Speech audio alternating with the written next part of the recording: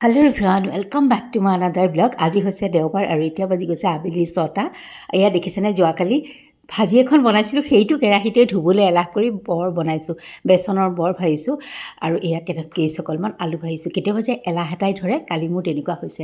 জানো অকণমান লেতেৰা হ'ব বনাওঁতে, কিন্তু কেতিয়াবা হঠাৎ কিছুমান ভুল কৰি পেলোৱা যায়। কালিও মোৰ তেনেকুৱা হৈছে।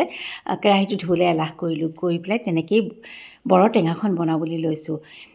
তেতিয়া ভাবিছোঁ যে দেখিবলৈ অকণমান বেয়া হ'ব ৰংটো, কাৰণ দেই যোৱা পাৰ্টটো তাতে মিলি যাব যিহেতু, কিন্তু ইমানো বেয়া নালাগিল। সেয়া বৰ টেঙা মোৰ হৈ গ'ল। ৰেচিপি শ্বেয়াৰ কৰা নাই, আৰু কালি কোনোবা আহি আছে ৰাতি। মই একদম চিম্পুলভাৱে বনাইছোঁ, এখন মিক্স ভাজি বনাইছোঁ, আৰু এইফালে বৰ টেঙা আৰু অকণমান বনাবলৈ লৈছোঁ চিকেন, লোকেল চিকেন। যিহেতু মই নাখাওঁৱেই, এওঁ নাখায় শনিবাৰে, সেইকাৰণে একদম কমাই লৈছোঁ বনাবলৈ। আৰু এইখিনি নিমখ হালধি আৰু অকণ নেমু চেপি লৈছোঁ।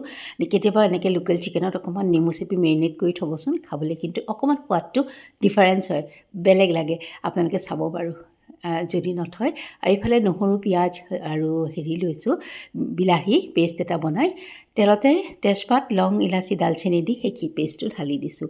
আৰু পটাপট হৈয়ে যায় এইখন, বেছি সময় নালাগে। এনেকৈ কৰিলে মানে পিঁয়াজ চিয়াজ কাটি থকাৰ ঝঞ্ঝাট নাই। সেইকাৰণে তেনেকেই কৰিছোঁ। আৰু অকণমান মছলা এনেকৈ ঘুটি পেলাই পানীতে নৰ্মেল মছলা দি দিছোঁ, জিৰা, ধনিয়া, ৰেড চিলি এনেকৈ অকণমান, আৰু তাৰপিছত মাংসখিনি ভৰাই দিছোঁ। বিশেষ জ্বলা মছলা দিয়া নাইকিয়া, যিহেতু গৰমটো একেবাৰে যোৱা নাইকিয়া, কমিছে যদিও। অমিতা আৰু আলু দিছোঁ দেই, আজি অকণমান অমিতা দি দিছোঁ, ভালো লাগে কেতিয়াবা। ধুনীয়া অমিতা থাকিলে দিলে মাংসখন, লোকেল চিকেন বেয়া নালাগে খাবলৈ। আপোনালোকে দিয়ে নাই বাৰু, আৰু কেতিয়াবা দি চাব নিদিয়ে যদি। আৰু কেইটামান জালুক লৈছোঁ, একদম কম, খুন্দনাতে খুন্দি ইয়াত দি দিছোঁ। একদম এইকেইদিন লৰালৰি মানে কাপোৰ চাপোৰো অকণ ৰেডি কৰিছোঁ, লগতে এয়া জাহঁতো আহিছে, গতিকে অকণমান কথা চথা পাতোঁতেও সময় যায়। এয়া ৰাতিৰ টেবুলখন অকণমান দেখাই দিছোঁ। সিহঁত আহি পালেহি, 10টামান বজাত আহি পালেহি, ফ্লাইট লেট আছিলে। আৰু তাৰপাছতে সিহঁতি ফ্ৰেছ হ'ব গৈছে, মই অকণমান টেবুলখন ৰেডি কৰি অকণমান আপোনালোকক দেখাই দিছোঁ। আৰু আজিৰ ভিডিঅ'টো বৰ বেছি দীঘলীয়া নকৰোঁ, অকণমান ৰাতিপুৱাৰ ব্ৰেকফাষ্টৰ সময়খিনিলৈকে বাৰু দেখাওঁ।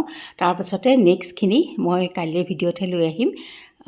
লগতে অকণমান জাকো দেখাই দিওঁ, ৰ'ব। আজি ভালকৈ ভিডিঅ' কৰাই হোৱা নাই।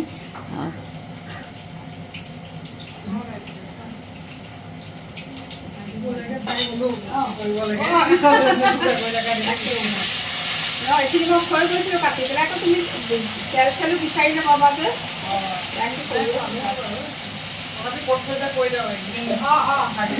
ঠিকে আছে।